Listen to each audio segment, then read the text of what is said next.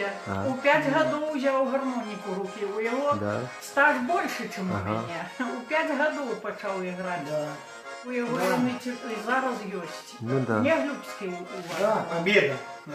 Неглюбскі гармонік. Майстры.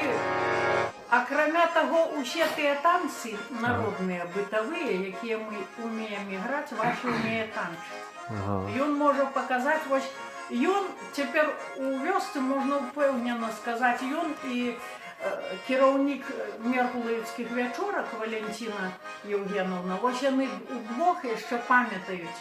А астатнія бабулькі ёсць, яны ўжо не могуць танчыць. Яны памятаюць, але ўжо танчыць не могуць. А яны ўдвох гэта 2 чалавекі, якія могуць яшчэ нашых дзяцей навучыць. І я мару, што калі-небудзь гэта адбудзецца.